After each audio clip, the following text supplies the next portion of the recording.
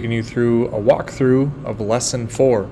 Now lesson 4 is all about taking the shapes that we learned how to place in lesson 3 and adjusting the sizes of them and also the colors and the outlines of them so we can customize them and use them a little bit more effectively.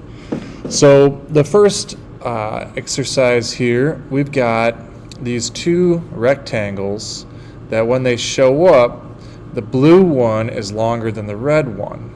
Okay, and there's a couple things going on here. We got no stroke at the beginning right there, and we got 4 parameters for these rectangles. And the way I remember how these parameters work is we got x, y, width, height.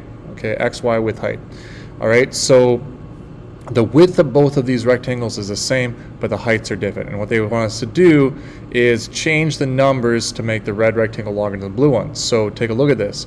Here's our red rectangle. It's got a length of 150. The blue one's got a length of 200. From the picture, it looks like we keep the blue one's length the same, but we make the red one longer than that. So we're going to change this 150. So this is the height. We're going to change that to 250. And there we go. We got that done. So great. Move on. Okay, now I've already done this, so I'm going to start over. So a lot of these first couple of activities, you're just trying to get your screen to match what is over here.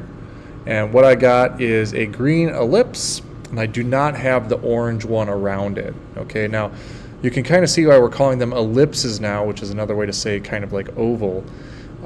This is not a circle, it's not perfectly round, and that's because it has the same parameters. We got the location of the center of that ellipse, and then we got a width and a height. And you notice that when these widths and heights are not the same, it becomes more like an oval. All right. So let's make a second ellipse here. We're going to make an orange one. But what you got to remember is it looks like this green one is on top of the orange one. So we actually got to draw that orange one first. So I'm going to bring in 2 blocks of code, and I'm going to put them above or in front of the green ellipse, and I'm going to make it orange, and we'll just leave it like that and see what happens. Okay, there we go. We got a perfectly round orange ellipse, but I want it to be narrower. So I'm looking at these parameters. Our location is good. The width is too wide, so I'm going to change it from 400. I'm going to change it to 250. That should be just a little bit wider than this other one. Okay, let's try that out. Hey, that looks good. It doesn't have to be perfect, but it looks good enough, okay? So I'm going to move on to the next one. Okay, I'll go to the beginning. And remember, if you ever mess something up, like you have no idea what happened, you can just do this version history and start over, and that'll bring you back to the beginnings. That's sometimes useful if you made a mistake and it's way too much work to try to fix it. Just start over. All right, sometimes you'll want to fill the entire screen with a color. For that, you can use background. It covers everything on screen with the color you choose. Run the code to see the background work. Okay, so we'll run. All right, so we got the background is in the middle here, line number 3. Change the background from yellow to orange. That's pretty easy. Okay, now it's orange. Great. There is a purple square that is covered up by the background. Can you change the order of the code so you can see both the purple and blue squares? Well, okay. So remember, we're doing these lines of code in order. So first we're making a purple rectangle, then we're covering it with a background, then we're putting a blue square on top. So if we want that purple rectangle to show up, I think the easiest is to move this background to be the first thing that is drawn. Okay.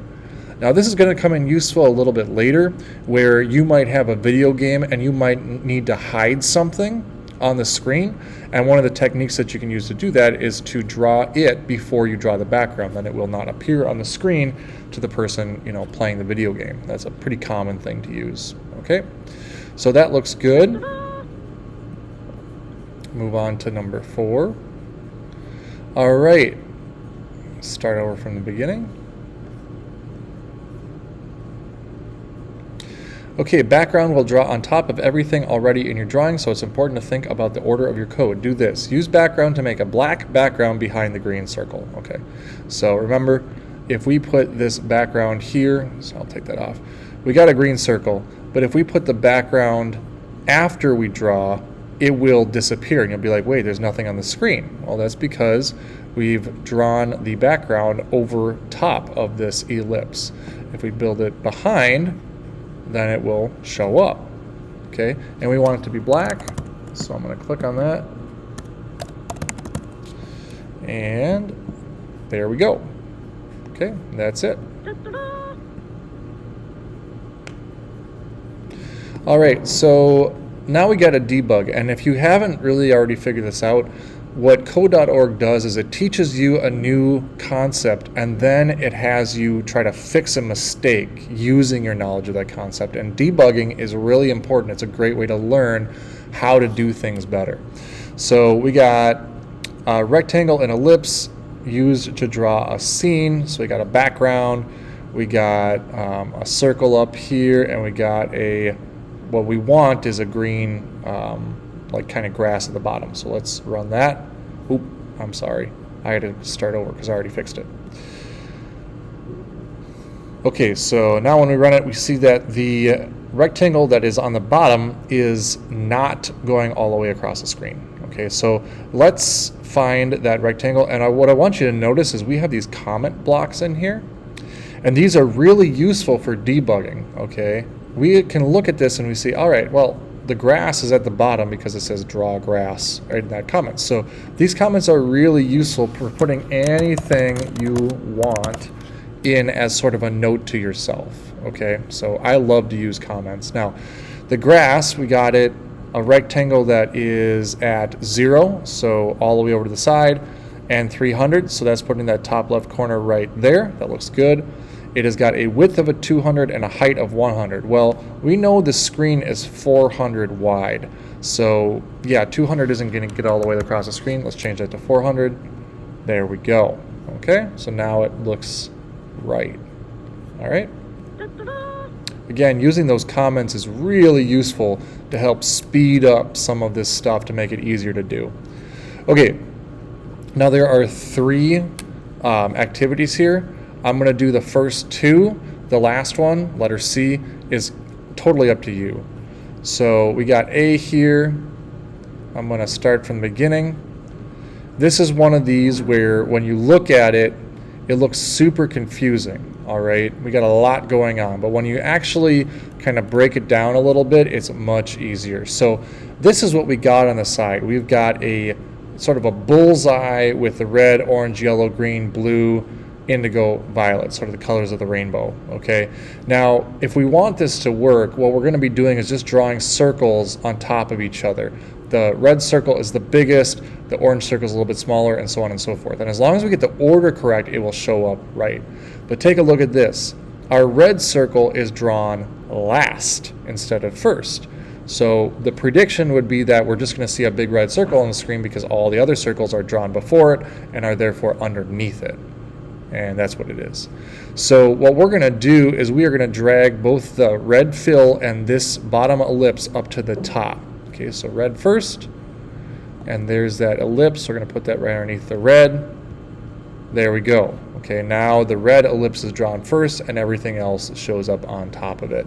Now I know moving around these blocks of code on the iPad can be a pain in the butt, so my advice for you is if you use text instead, you can highlight, copy, and paste. And remember our highlight option, you can use the arrow keys to move the cursor around, click shift, and that will help you highlight things. Okay, and that might help you move stuff around a little bit easier because I know the blocks can be a little tricky.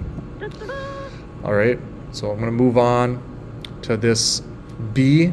This one is kind of challenging, all right, to get the understanding of what you need to do, but once you understand it, it's not that hard. Okay, so I'm going to change this to blocks and run it, and I've got nothing happening. Okay, and you're like, what the heck? We want this picture on the right side to be what we see. All right, well, let's take a look. First of all, one thing we know is that an x-coordinate of 500 is off the screen. It's like over here. So none of these rectangles are going to show up. So let's go ahead and change all of these to, it looks like somewhere around 25. Okay, So let's just change that first one to 25. Okay, there it is. And it looks like it's shown up on the screen about where this first black square is. And notice these are just a whole bunch of squares that are drawn on top of each other, and they kind of create this illusion of a 3D object either going into the screen or coming out of it. So it looks like we got the first one drawn correctly, but if you notice, every square is slightly, that top left corner is slightly down and slightly over. And I'm going to guess by about 25. So I'm going to do each one of these X and Y, and I'm going to add 25 to it. So I'm going to go from 25, I'm going to go 50, and from 50 I'm going to go 75. And see if that looks right. That looks a little too much. Maybe I'll just add 10 more. So 25 will go 35, 50 will do 60. Okay, that looks pretty good. That looks about right. So now I'm just going to go up and count by tens on all of these. So 35, this one's going to be 45, this is going to be 55, 65, and 75. And for my Y coordinates, I'm going to go 60, 70, 80, 90, and 100. And let's see. There we go. That looks pretty good. All right. Now I'm going to skip this last one, letter C, because it's just you put whatever on there that you want. And I'm going to talk about this assessment now, because this is now going to be a graded assignment. All right. So I'm going to go start over. I'm not going to show you how to do it, but I am going to explain the instructions to you. Okay.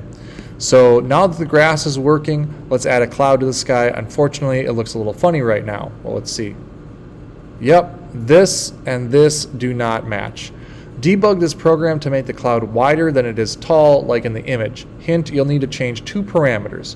Which one sets your cloud's height, or width and height? And remember, we have already learned about these four parameters. We got X, we got Y, we got width, and we got height.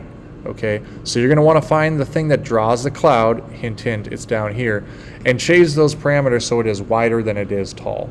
Okay, and then finally we have number 8, and these are all challenges. Now I would really suggest that you do all of these, and the reason for that is we can use all of these shapes later, but if you don't know how to use them now, it's going to get really tricky. So take some time, learn how to do all of these, okay? And if you have any questions, of course, you can ask, all right?